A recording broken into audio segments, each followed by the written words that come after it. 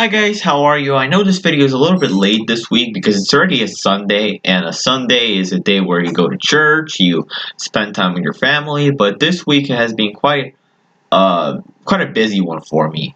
So this is the only chance I got this whole week to record this video. So without no further ado, I'm gonna, as I promised, record two videos this week. So two videos on this Sunday. And the first video is a video on for loops, and the second video will be a video on while loops. And basically, what are loops? So you see the exact definition here. Loops allow code to be executed repeatedly. Iterated is the technical term. So whenever you can, use iterated. Like, it makes you look smart, and it just basically makes you look smart, and yeah, until a certain condition is met.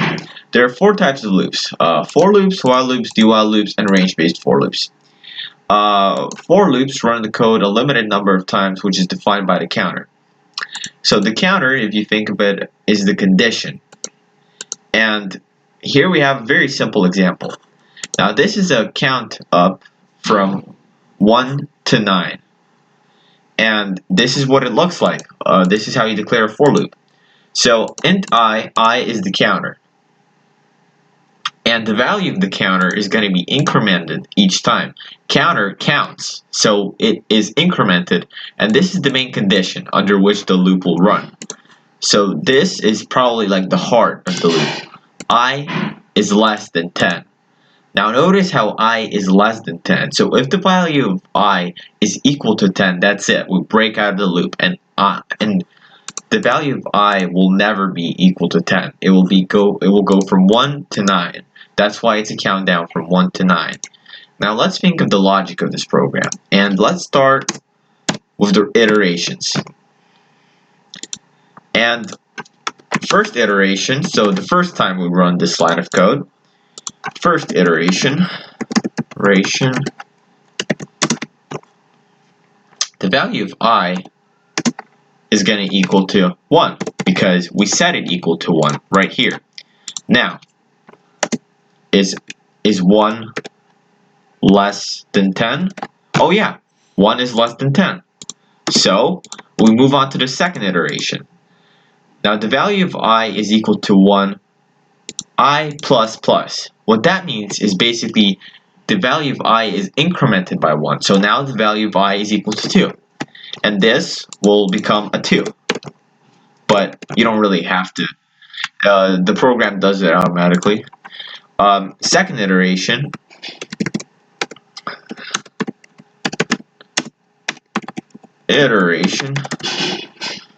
and basically what will happen here is the value of I is now equal to 2.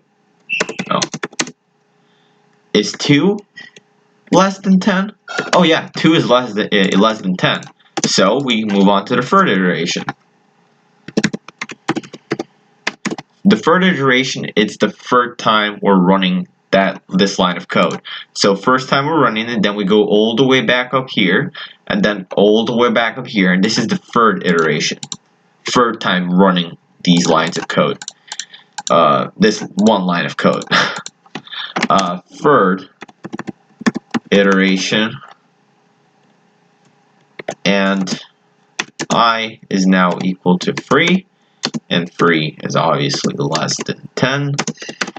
And you get the idea.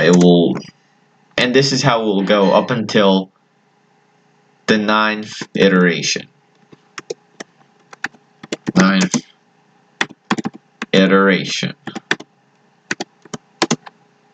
Now, actually, the 10th iteration. Because the 9th iteration will run because the value of I is equal to 9 and 9 is less than 10. 10th iteration. Now this is a very key moment because something unexpected will happen here. Well, not unexpected, but something interesting. So the value of I is going to get incremented to 10. Now look at this condition. I is less than 10. If we add an equal sign here, that would be fine.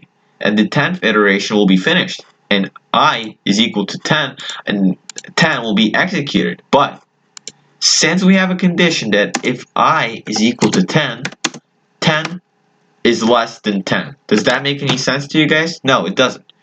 If we had an equal sign there, is less than or equal to, yes, we would have the 10th iteration.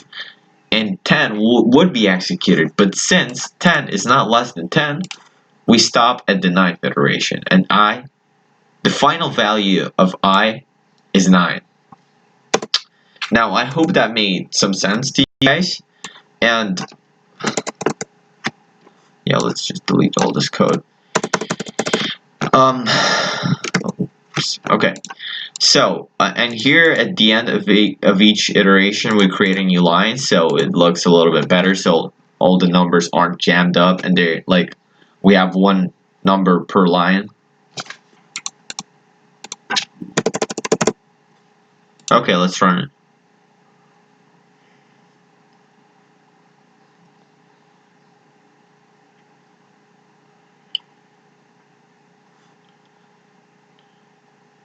One, two, three, four, five, six, seven, eight, 9.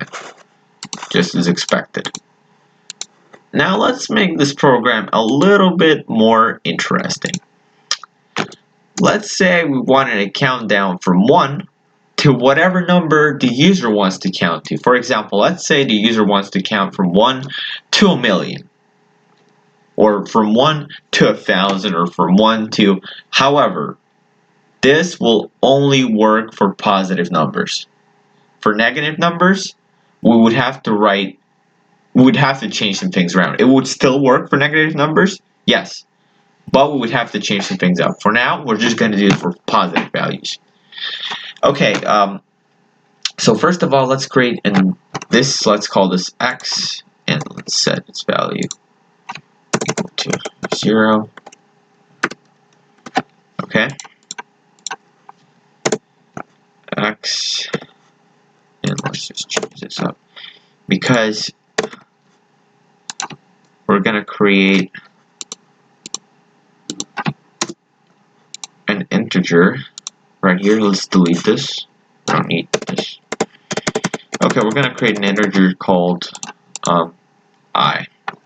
Int I. Now, let's set it equal to 0 for now. Now, I is the number that the user is going to enter, and it's the number we're going to count to from 1. Yeah.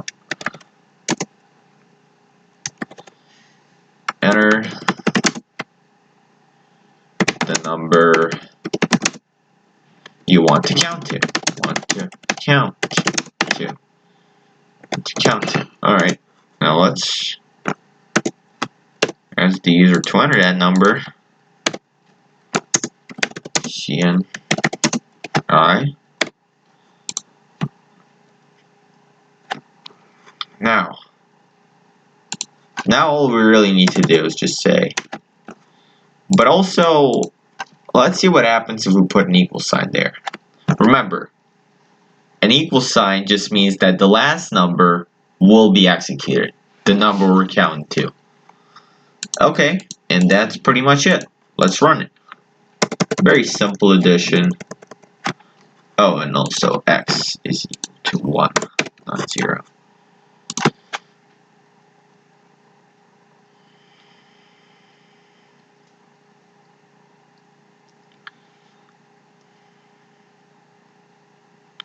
What to count to? Oh, let's count to 45. There you go. 1, 2, 3, 4, 5, 6, 7, 8, 9, 10, 11, 12. Okay, we don't really need the new line here. Let's enter another number. Okay, let's enter a huge number. There you go, guys. It will take probably like a minute or so, but we'll get there. Alright, probably getting bored of it. But this is pretty cool, don't you think? All the numbers, and we basically created the matrix. Bro, this is awesome.